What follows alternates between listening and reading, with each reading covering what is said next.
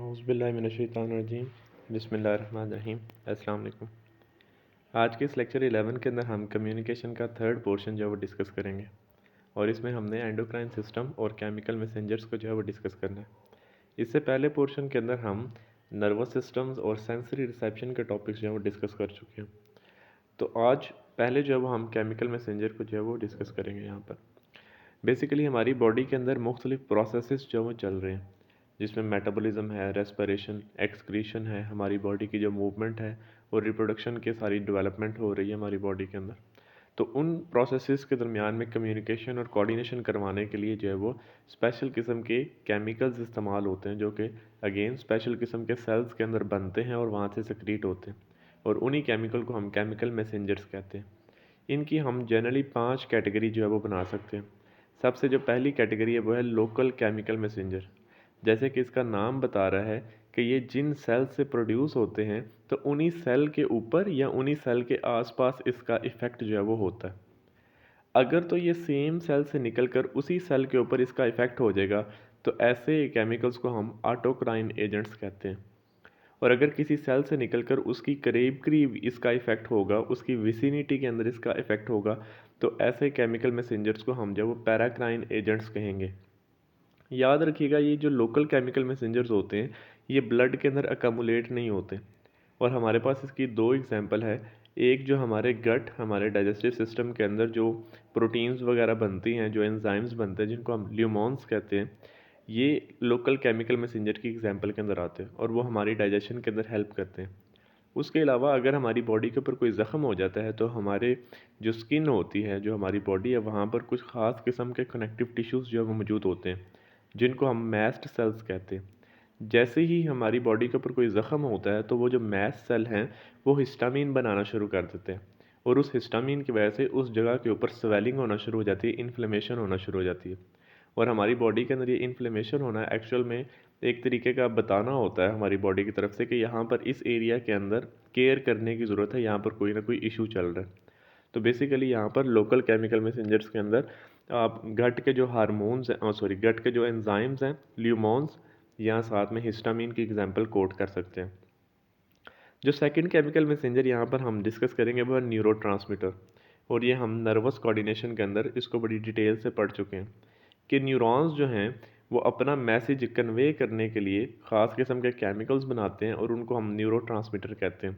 इसके अंदर nitric oxide, acetylcholine, serotonin, dopamine, ये सारे केमिकल्स जो हैं वो इन न्यूरोट्रांसमीटर की कैटेगरी में आ जाते हैं।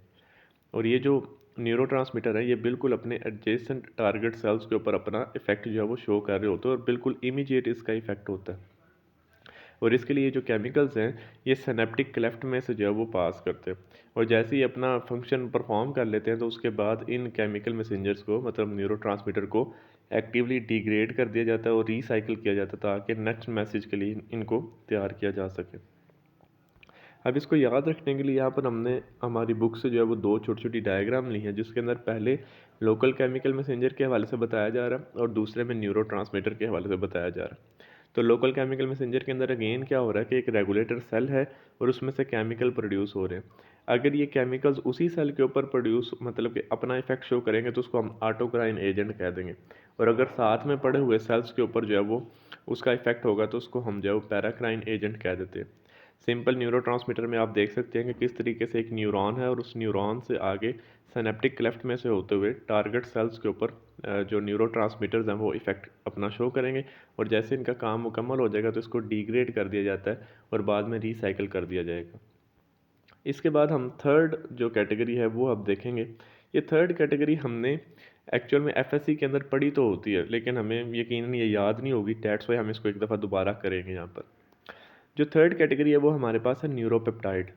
अब न्यूरोपेप्टाइड ऐसे केमिकल्स हैं जो ख़ास किस्म के न्यूरॉन्स से प्रोड्यूस होते हैं, और उन ख़ास किस्म के न्यूरॉन्स को हम न्यूरोसेक्रेटरी सेल्स कहते हैं। और ये जो न्यूरोसेक्रेटरी सेल्स हैं ये न्यूरोपेप्टाइड्स बनाते हैं, और इन न्यूरोपेप्टाइड्स का दूसरा नाम न्यूरो हार्मोन्स है।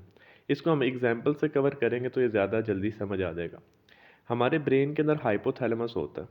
हाइपोथैलेमस की ये क्वालिटी है कि ये नर्वस कोऑर्डिनेशन के अंदर भी इन्वॉल्व है और केमिकल कोऑर्डिनेशन के अंदर भी इन्वॉल्व है। मतलब कि ये न्यूरॉन की तरह भी काम करता है, इसमें से न्यूरोट्रांसमीटर्स भी होते हैं और साथ ही साथ जो है वो इसके अंदर न्यूरोपेप्टाइड्स भी प्रोड्यूस होते हैं। अब जो न्यूरोपेप्टाइड्स हैं इनको हम न्यूरो हार्मोन भी कहते हैं। अब बेसिकली होता इस तरीके से है कि हमारा हाइपोथैलेमस जो है वो यहाँ से एक केमिकल प्रोड्यूस करता है जिसको हम न्यूरोपेप्टाइड या न्यूरो हार्मोन्स कहते हैं, और वो साथ ही पड़े हुए पिट्यूटरी ग्लैंड के ऊपर जाकर अफेक्ट करता है।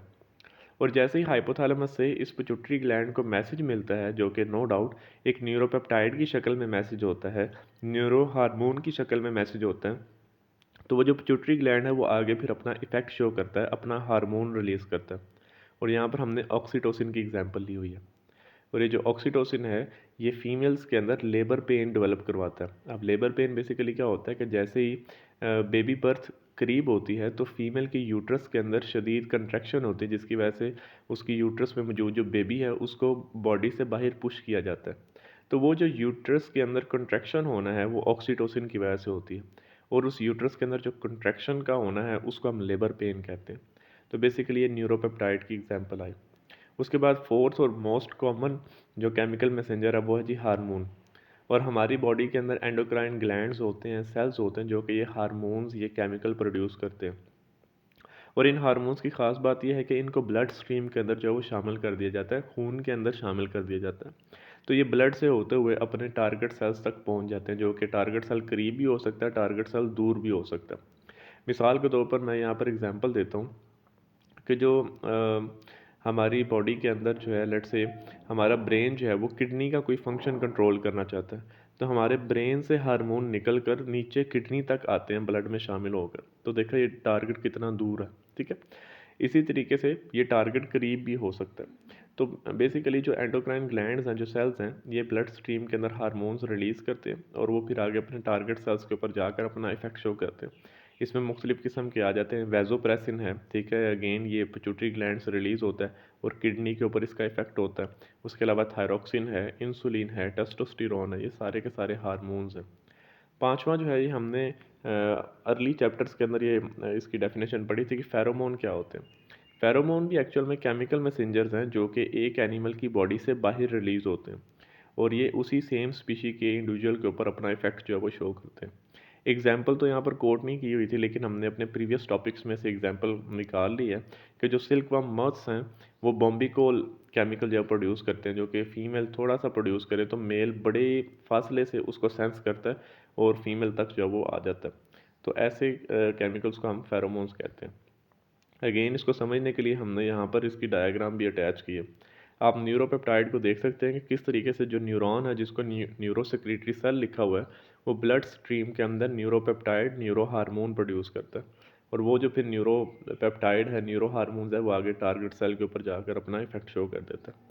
इसी तरीके से हार्मोन को देखें तो यहाँ पर रेगुलेटर सेल है या कोई एंडोक्राइन सेल हो सकता है, कोई एंडोक्राइन टिश्यू होगा, वो हार्मोन ब्लड स्ट्रीम के अंदर शामिल करता है और वो जो ब्लड में से होता हुआ वो केमिकल्स हैं वो टारगेट सेल के ऊपर जाकर अफेक्ट शो करता है। फेरोमोन में आप देख सकते हैं कि एक जो है वो मौत, मतलब कि मौत बनी हुई है, इंसेक्ट बना हुआ है, और वो यहाँ से फेरोमोन रिलीज़ कर रहा है और वो दूसरे मेंबर के ऊपर जाकर अपना इफेक्ट जो है वो शो करता है। तो ये बेसिकली फेरोमोन से रिलेटेड यहाँ पर हमने देखा।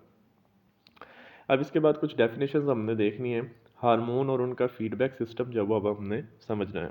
सबसे पहले हार्मोन क्या है, अभी अभी हमने डिफाइन किया कि एंडोक्राइन ग्लैंड से, एंडोक्राइन टिश्यू से वो केमिकल मैसेंजर प्रोड्यूस होता है, सिक्रीट होता है, उसको हम हार्मोन कहते हैं। और ये जो एंडोक्राइन ग्लैंड्स की स्टडी है और उनके हार्मोन्स की स्टडी है, इनको हम एंडोक्राइनोलॉजी कहते हैं। अब जो हार्मोन है ये बेसिकली ऐसे केमिकल मैसेंजर्स होते हैं जिनको बॉडी फ्लूइड के अंदर, ब्लड के अंदर शामिल कर दिया जाता है, और ये ब्लड में बहते हुए अपने टारगेट सेल, अपने टारगेट टिश्यू तक जो है वो पहुंच जाते हैं। और याद रखिएगा, टारगेट सेल या टारगेट टिश्यू उसको कहते हैं जिसके ऊपर ख़ास किस्म के रिसेप्टर्स होंगे जिसके ऊपर ये केमिकल जाकर अटैच होने। और नेक्स्ट लाइन के अंदर बताया गया है कि बहुत ही रेयर इस तरह होता है कि कोई हार्मोन अकेला जो है वो काम कर रहा हो। नॉर्मली जो है ये हार्मोन्स आपस में एक कम्बिनेशन के साथ, एक कोऑर्डिनेशन के साथ, एक फीडबैक मैकेनिज्म के तहत जो वो काम कर रहे होते हैं। कि मतलब कोई हार्मोन अगर ज़्यादा होगा तो उसको कम करने के लिए कोई हार्मोन आ सकता है, इसी तरीके से अगर कोई हार्मोन कम है तो उसको बढ़ाने के लिए कोई हार्मोन जो है वो आ सकता है। तो इस तरीके से बेसिकली मिल के काम कर रहे होते हैं। ऐसे जब मिल के काम किया जाता है तो उसको हम फीडबैक मैकेनिज्म या फीडबैक नेटवर्क कहते हैं। बायोकेमिस्ट्री ऑफ हार्मोन्स को अगर हम देखें तो जनरली हम जो है वो ब्रॉडर वे के अंदर हार्मोन को 4 तरह की कैटेगरी के अंदर डिवाइड कर सकते हैं।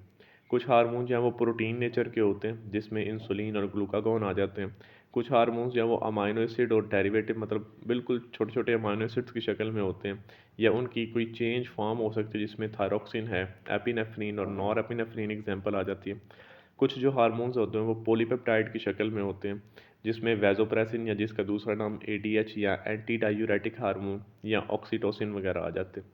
और कुछ जो हैं वो लिपिड की नेचर के होते हैं, स्टीरॉयड्स की नेचर के होते हैं, जिसमें एस्ट्रोजन है, टेस्टोस्टेरोन है, कॉर्टिसोन है, ये सारी आ जाती है। तो बायोकेमिस्ट्री में आपने याद रखना है कि हार्मोन्स की जो है वो 4 कैटेगरीज हम बना सकते हैं: प्रोटीन, अमाइनो एसिड्स और उसके डेरिवेटिव, पॉलीपेप्टाइड्स और साथ में स्टीरॉयड। अब जी हम देखेंगे कि हार्मोन जो है वो बेसिकली कैसे बायोकेमिकल रिएक्शंस को कंट्रोल करते हैं। तो 3 तरीक़ेकार हैं। एक जो हार्मोन है वो किसी सब्सटेंस को, मतलब कि उसका रेट जो है वो इंक्रीज़ कर देता है, कि मतलब कि वो जो सब्सटेंस है वो सेल के अंदर दाखिल हो सकता है या बाहर निकल रहा है, तो उसके रेट को जो है वो इंक्रीज़ कर देगा। दूसरा हार्मोन ये काम कर सकता है कि वो एक टारगेट सेल को ऊपर जब इफ़ेक्ट करता है, तो उसके अंदर एंजाइम, प्रोटीन या किसी दूसरे सब्सटेंसेस की जो सिंथेसाइज़ है, मतलब उसकी जो प्रोडक्शन है, उसको बढ़ा सकता है। और तीसरा जो है वो ये सेल के ऊपर ये हार्मोन का ये इफ़ेक्ट हो सकता है कि वो किसी सेल के अंदर पहले से मौजूद जो एंजाइम्स हैं, उसकी एक्टिविटी को जो है वो एक्टिवेट भी कर सकता है, बढ़ा भी सकता है और सप्रेस भी कर सकता है और कम भी कर सकता है। तो ये बेसिकली 3 पॉइंट आप यहाँ पर देखेंगे कि एक हार्मोन किस तरीके से बायोकेमिकल रिएक्शन को अफेक्ट कर सकता है। तो इसको आप एक दफ़ा दोबारा भी देख सकते हैं कि किसी भी सब्सटेंस का जो है वो सेल के अंदर एंटर होना या लीव होना, उसकी इंक्रीज़ मतलब रेट को इंक्रीज़ कर देगा। दूसरा ये है कि किसी सेल के ऊपर अफेक्ट करके उसके अंदर एंजाइम, प्रोटीन और किसी सब्सटेंस की प्रोडक्शन को बढ़ा भी सकता है, कम भी कर सकता है, और पहले से मौजूद एंजाइम की जो एक्टिविटी है उसको एक्टिवेट भी कर सकता है, सप्रेस भी कर सकता है। अब हमने देखना है कि फीडबैक मैकेनिज्म कैसे होता है हार्मोन सेक्रेशन का। अब इसके लिए बड़ी सिंपल सी बात है, आपने याद रखना है कि हमारी बॉडी के अंदर जो भी एक्टिविटी हो रही है उसमें डिफरेंट हार्मोन्स मिलकर जो है वो काम कर रहे होते हैं, क्योंकि हमारी बॉडी ने एक बैलेंस मेंटेन करवा के रखना होता है, एक होम्योस्टेसिस मेंटेन करवा के रखना होता है। और वो मैकेनिज्म जो हमारी बॉडी के अंदर होम्योस्टेसिस, एक बैलेंस मेंटेन करके रखता है, उसको हम फीडबैक कंट्रोल सिस्टम कहते हैं। अब इस फीडबैक कंट्रोल सिस्टम की दो टाइप्स होती हैं, एक पॉजिटिव फीडबैक होता है, एक नेगेटिव फीडबैक होता है। इसको आपने बड़ी तसल्ली के साथ समझ लेना है, बड़ा बेसिक सा कंसेप्ट है। सबसे पहले हम नेगेटिव फीडबैक सिस्टम के हवाले से बात कर लेते हैं।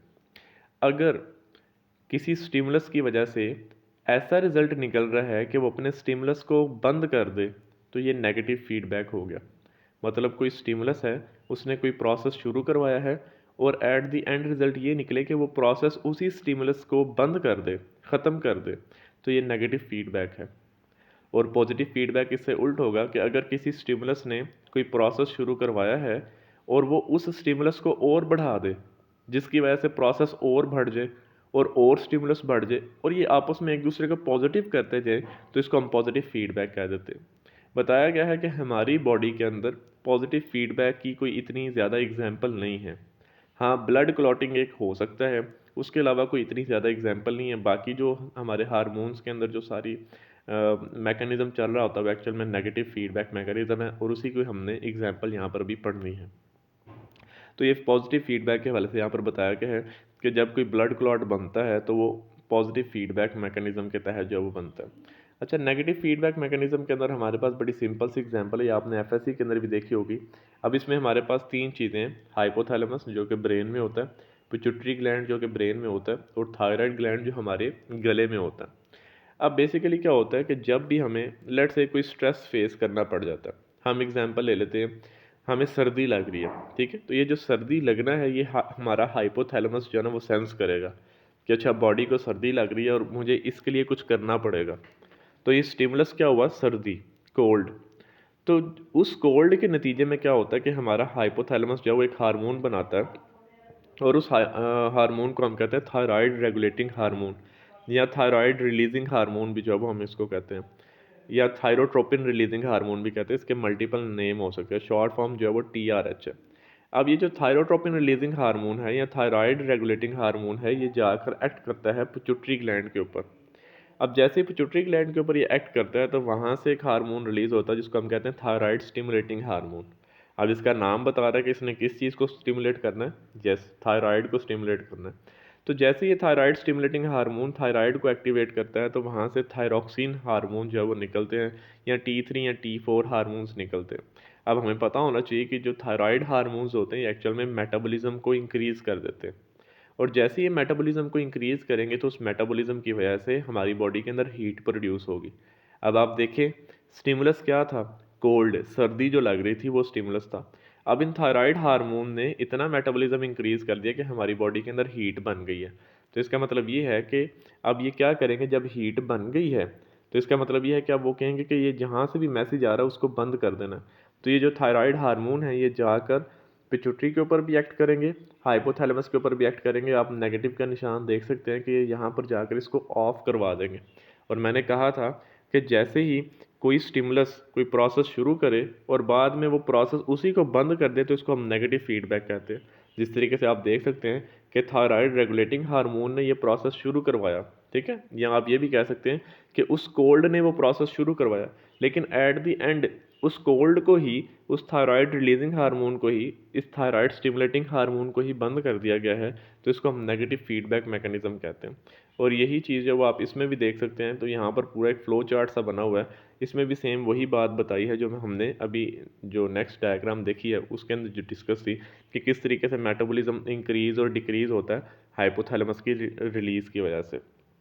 तो ये बेसिकली आज का हमारा शॉर्ट टॉपिक था जिसके अंदर हमने हार्मोन्स का इंट्रोडक्शन और वो सारी जो छोटी मोटी डेफिनेशंस हैं उनको हमने डिस्कस किया। तो इंशाल्लाह जो है वो नेक्स्ट जो है वो हम हमारी बॉडी के अंदर जितने भी ग्लैंड्स हैं उनको हम डिस्कस करेंगे कि वो उनका हमारी बॉडी के अंदर कैसे फंक्शन परफॉर्म होता है। तो तब तक के लिए अल्लाह हाफिज़।